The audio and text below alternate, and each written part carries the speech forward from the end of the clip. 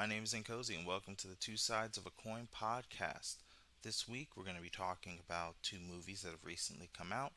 The first movie is going to be the based on a true story about the Gamestop short squeeze, which is called Dumb Money. The second movie is going to be about the latest in the Expendables franchise in Expendables 4. So, let's get to it. When it comes to movies that are based on a true story, I've let my thoughts on those kinds of movies be very well known. Based on a true story effectively means that it's going to follow a general outline of the true story, but the details and how necessarily something got to the point that it did aren't necessarily covered in the greatest of depictions or accurately. If you're looking for supreme accuracy, then you're looking for a documentary, not something based on a true story, which really is meant to be an entertaining retelling of a situation that at its core happened, not a beat for beat remake of what actually happened in real life.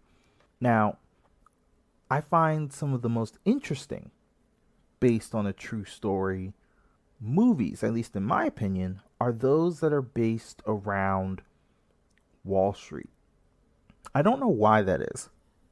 I think for me, those kind of financial movies scratch an itch for me in regards to the cleverness of what had to happen and how realistic it comes across, at least to myself. And I mean, we're talking about, Wolf of Wall Street. I love that movie, even though most people forget who the hero in that movie is because it's not Jordan Belfort, it's the FBI agent. And also The Big Short, which I love that movie as well. So I look at this movie, Dumb Money, which I knew immediately this was going to be about a certain situation that happened in 2021, which was the GameStop short squeeze. And with my inclination towards movies that have to deal with Wall Street, that have to deal with bankers and everything like that, and how interesting I found those movies in the past, I found myself somewhat hopeful for Dumb Money. As in, hey, this is hopefully going to be a good movie. So let's talk about it a little bit to see if what I found was correct or if I was sadly mistaken. So, the first thing you find out in the movie Dumb Money is they tell you what the title means when they talk about dumb money. And really, as they say several times, the title for Dumb Money is the name that Wall Street gives to retail slash individual investors. Basically, somebody who does not have a broker or is a part of a brokerage firm. That's the money they give those people because they say it's their money, it's dumb money, and I'm more than happy to take it. And they say that a couple times in the movie. And this movie is mainly put around a couple of characters. Some of them are going to be, you know, CEOs, hedge fund managers, but the main character that we talk about, the one that the audience is supposed to connect with and consider the hero in this, is Paul Dano's character, whose name is Keith Gill. Now, Keith Gill, he is a guy who is an analyst working for a smaller mortgage firm. He's a guy who, in his spare time, he decides, you know what, I'm going to do content creation, which hey, I'm also in that place. So I was connecting with that. And he decides, he's like, I'm going to talk about what I know, which is finances. And what I know about finances, I'm going to talk about a stock that really interests me on a very popular at the time uh, Reddit community. If you don't know, Reddit is commonly known as the bulletin board of the internet. It is very well known. Also, it has little communities called subreddits, and Wall Street Bets is one of those communities. And in that, he posts in there about a stock called GameStop. And the big thing about GameStop is simple, and that is GameStop is a stock that he has very much pushed and said, hey, this is a stock that I think is interesting. I'm not going to tell you what to invest, but here are the reasons why I think it's interesting. Here is the reason why I think it's undervalued. And honestly, I think this stock and this company are not going to do nearly as badly as some of the bigger firms think it's going to do. And throughout this, you see that the way that he presents his information, he truly is connecting with everyone. He's connecting with the public, he's connecting with all of the people there. So a lot of people start buying in. They start really, really hammering home and saying, hey, I want to get that GameStop. I want to get all that money, or even on a more deeper philosophical level. They're talking about, hey, I just want to stick it to big hedge funds. I want to affect the big guys in that firm, in that sphere, and hurt them, because if we buy in and if a short squeeze does happen, they are going to lose a lot of money. So I'm there's parts of it, there's several different angles of it. Also, what you're seeing is you're seeing how these big hedge funds are also reacting. You're seeing how the millionaires are working in this sphere. You're also seeing how the billionaires are working in this sphere. So it gives you many different angles. It gives you the content creator who's just sharing his thoughts. It gives you the millionaires and the billionaires who are managing a lot of money.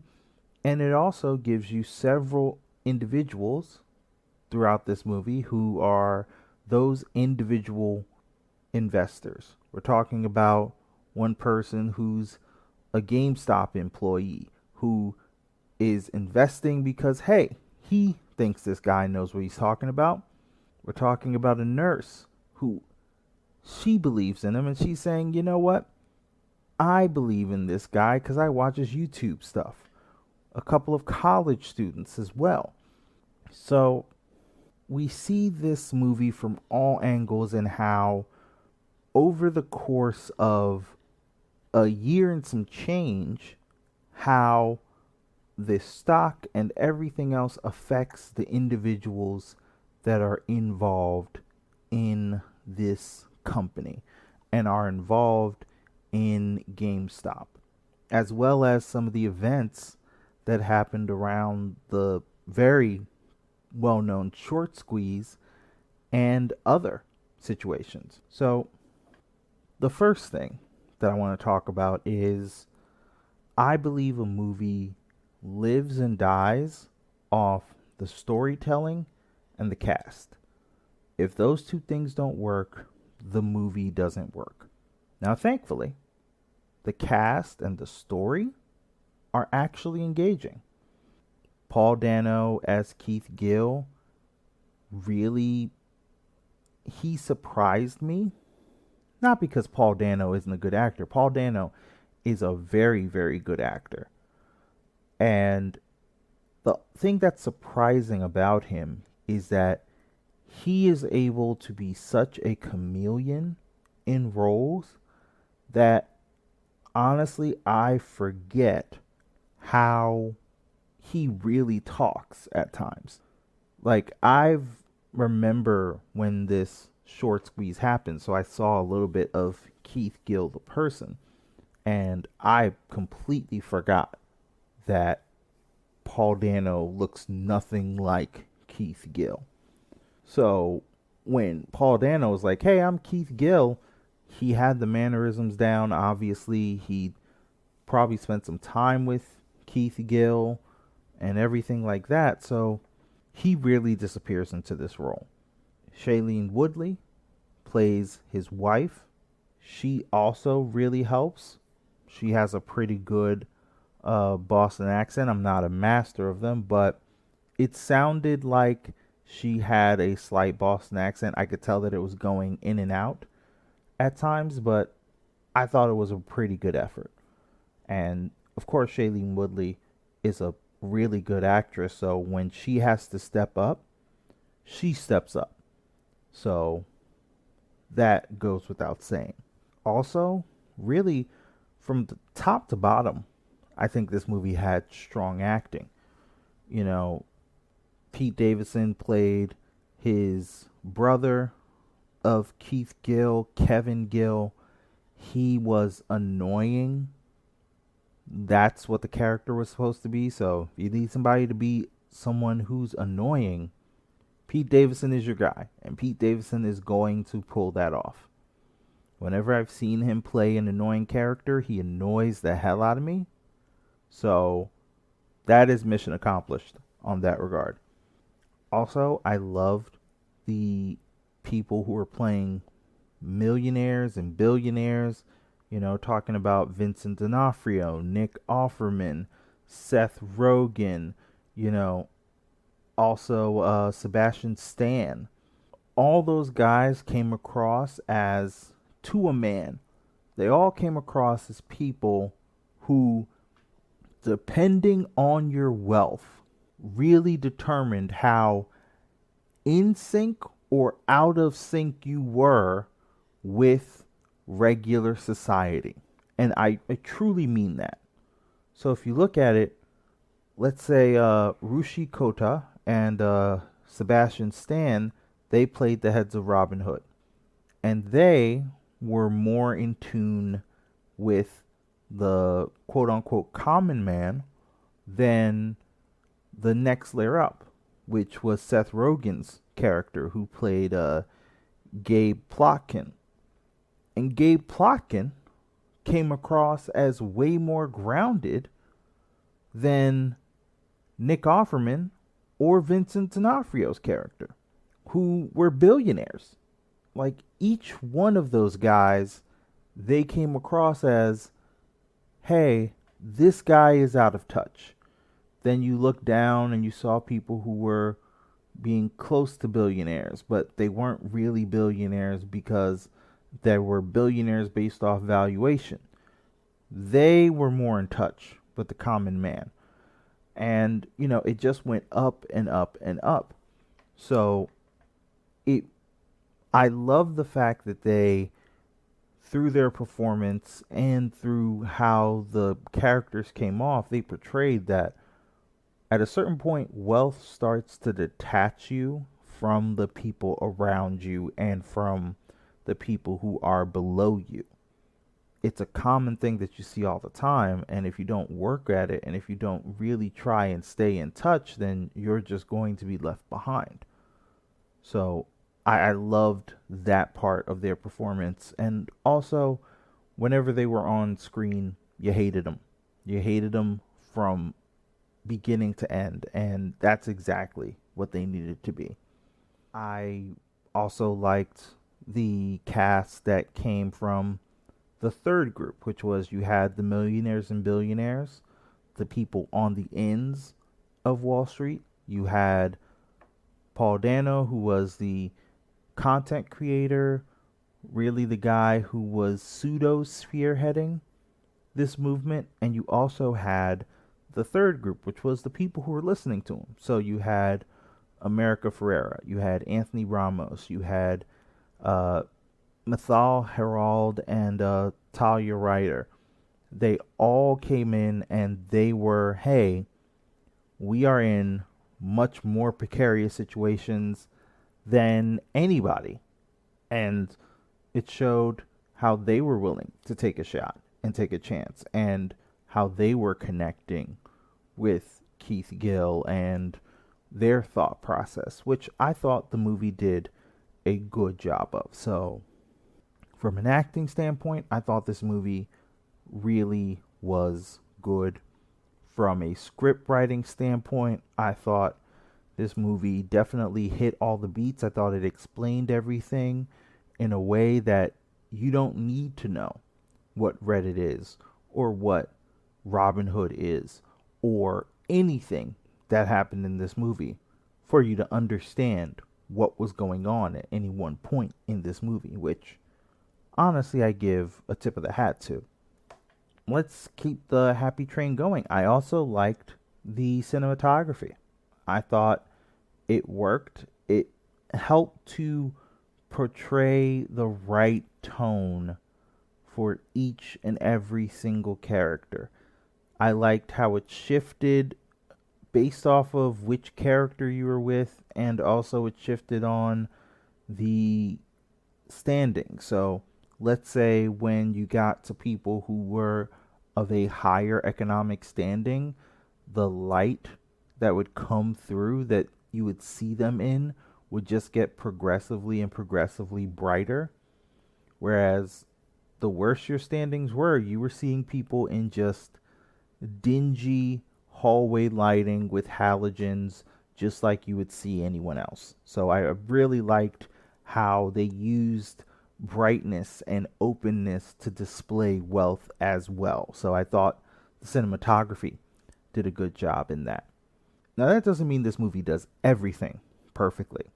I thought that, leaning towards the bad side, number one, while I appreciate they definitely, you know, pushed into the Reddit communities and how they interacted, it did get annoying. And I know that was the point of it. I know that was the intention of it.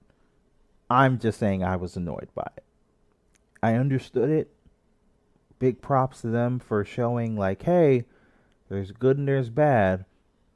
It was still very annoying. What I also didn't like was the musical choices. I understood where a lot of the music came from. Some of it was when, hey, this song was popular during this point, so people are really going to be listening to it. So I understood it. It just didn't land for me. I think this is probably just on me, to be honest. You know, sometimes you have to check yourself and think, is this the movie's problem or is this my problem? So I think this is more my problem, but I can't take away the fact that it did annoy me.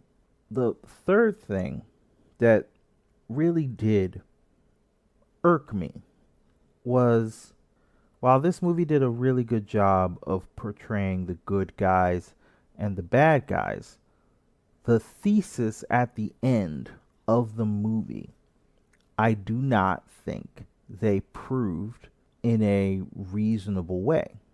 So, at the end of the movie, of course, one of the big thesis statements that they put up there, and this isn't really a spoiler for the movie, they said the big thesis they put up there is that now Wall Street will no longer ignore social media and the retail investor. The issue is not, in my opinion, that Wall Street was ignoring those investors. The issue was that, hey, Wall Street underestimated them, which honestly makes a lot of sense why they would underestimate them. It also made a lot of sense why they would pick GameStop considering the current market in games. So I agree with everything the movie said. I'm not necessarily sure they did enough in the movie to show that the movement that was put out there was driven because of smart investments. And instead, I feel like they showed how petty people can get and how so many people feel detached from the American dream, which I thought would have been a great place to push this towards. It didn't, but I thought they could have hammed and pushed that into the movie a little bit more. But like I said, that's just me. I didn't like it. I understand. I'm not the creators of this work. So at the end, this is a very, I'm just going to put it out there. This is a very self serving movie. It's a good movie, but it's self serving. It is to push that, hey, this was a win for the common man, when I honestly don't think this pushed for the common man nearly as much as it was just an egg on the face of Wall Street, which it most definitely was. So, in my mind, I gave this a home cooked meal, like a high home cooked meal at first, and I'm going to change it to a fine dining experience because I do think it's well told. I do think the acting is excellent from top to bottom. I could not point to you a bad performance in this movie. The script is solid. It makes sense every single move that is made. I have no questions about what was done, especially comparing it to my knowledge of the situation. I just think the movie could have done a much better job of really pushing forward and saying, hey, this happened, this also happened. Because while I don't think they missed anything, I do think they definitely pushed some things to the side that would have interfered with the messaging, like how many hedge funds were actually betting against the short sellers as well. So, like I said, I did like this movie. This is a fine dining experience, but I want to hear from you guys if you liked it, if you didn't like it, what you think in the comments, and I'll be happy to hear from you guys. One of the most interesting series to really look at that was started in the past 20 years is the Expendable series.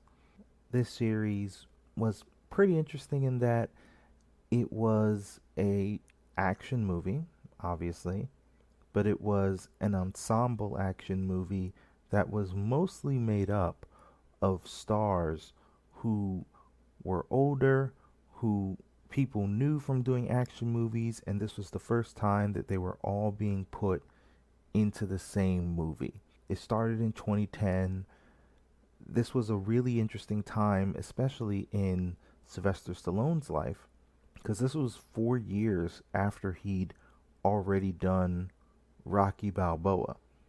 So this was considered kind of his renaissance of really restarting his action career and reshaping it into not just being about Rambo, but also about being this older action star that knows he's older that can still kick a lot of butt.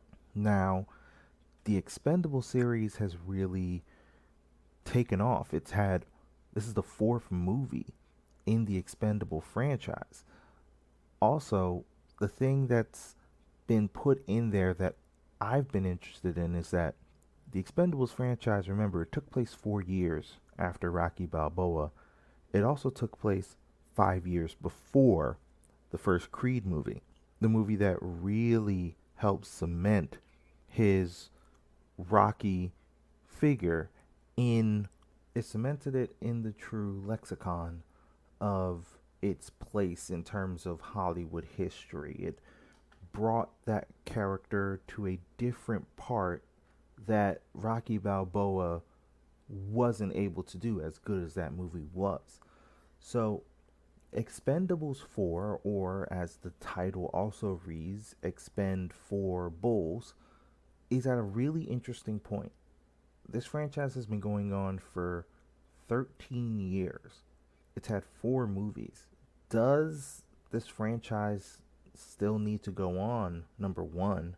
And also, does Sylvester Stallone even need this franchise anymore, considering that his place in Hollywood is secured beyond any thought that we would have had 15 years prior? So let's jump into the Expendables 4, aka Expend4bles, and see how that goes and if it shows, hey, this franchise is just as good, or this franchise really does need to end and it needs to be expended immediately. So, the first thing you'll note about Expendables is this is a franchise where it really does lean on action stars that are both well known and maybe not so well known. The plot in an Expendables movie doesn't necessarily matter, it's just a vehicle for the amount of action that you get in place. Also, a big thing about Expendables is for the most part, they're R rated movies. So they're going to show you a lot of blood, a lot of gore. They're going to get up close and personal with the people who die. So that way you know, hey, they are dead. Because the Expendables franchise isn't necessarily kid friendly. It's meant to be a franchise for adults, especially for people who are fans of a lot of these older action heroes. So, Expendables 4 pretty much has your generic plot. You have, you know, you have Aiko Uas as Ramat. He plays a mercenary and he's the main antagonist. He's out to get nuclear detonators for some weird reason, and he works for a bad guy who's in the shadows, who nobody knows who he is. And from what you know, Sylvester Stallone's character has history with this character, this mystery shadow in the background, and he wants to take him down. And the rest of the Expendables all join in to help and stop this new enemy. So I wish I could go more into an Expendables plot because, hey, each movie deserves to have its plot given, but it's an Expendables movie. I don't care enough to talk about the plot, to be honest. What I'm going to talk about is some of the good before I really dive into the meat of this. And I guess my number one good is that it's good to see people working, honestly. Um, all the actors in this movie are trying. They are doing the best they can. And you know what? They all have moments where they look sufficiently cool, which is what an Expendables movie is supposed to do. Doesn't matter who they are, everyone has a moment where they do something very, very cool where you say, oh, that was cool, because that is what Expendables are all about. Making the action heroes look cool while they're doing something cool. So, big check on that mark. Also, I need to give a medium shout out to Jason Statham. You know, his character has been in this franchise since the very beginning. He plays Lee Christmas. He's the second in command. In this movie, he steps up and takes on a bigger role. And, you know, I actually liked the role that he took on. It seemed grounded, it made sense. He had to go through some things in this movie. Well, kind of, but hey, big ups to Jason Statham. He is a very diligent actor, and also, from what I understood, he did a lot of the filming in this movie. So some of that action was with his touches and with his eye for detail. And you know what? I appreciated that. Another thing I need to give is the new entries into this franchise, for the most part, do well. Megan Fox is a member of the Expendables in this one, and Megan Fox had a couple of moments where she stood out. You had 50 Cent, Curtis Jackson. He was a member of the Expendables. He was okay. Tony Jaa was in this movie as well. Welcome back, Tony Jaa. I haven't seen him in anything for a long time, so it's nice that he was in this movie because I remember him from Ong Bak. You also had Levy Tran was in this movie, and Levy Tran had some really good moments, along with Andy Garcia, who plays, a CIA agent. Andy Garcia is always going to bring it, so I was actually okay with that. So yeah, I'm all happy with everything about that. So where do I have a problem? Everywhere else. This movie was all over the place. But let's start with some of my biggest gripes. Number one, this movie had incredibly cheap CGI. I mean, so cheap. The blood splatter was not even all over the place, it was like selective blood splatter. And when you go see an Expendables movie, you want the gore to be there. So I would have been happier if instead of them going for fake CGI blood everywhere, if they just went for a lot more realistic blood. They went for a lot more, you know, practical effects. They would have explosions, and the explosions would look like a mini nuclear bomb went off instead of a single grenade. We don't necessarily need all of that. You could just have more practical effects if you need to save money. Or maybe CGI has gotten to the point where it is the best way to save money, and including practical effects is not necessarily the way to go all the time. I just wish they would have, because I think they would have had a better movie overall if they went more practical and less CGI. Second problem I had with this movie was a bad plot.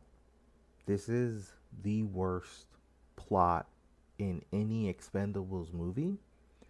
And the other Expendable movies don't have great plots. They're vehicles for the action. That's obvious. This is just bad.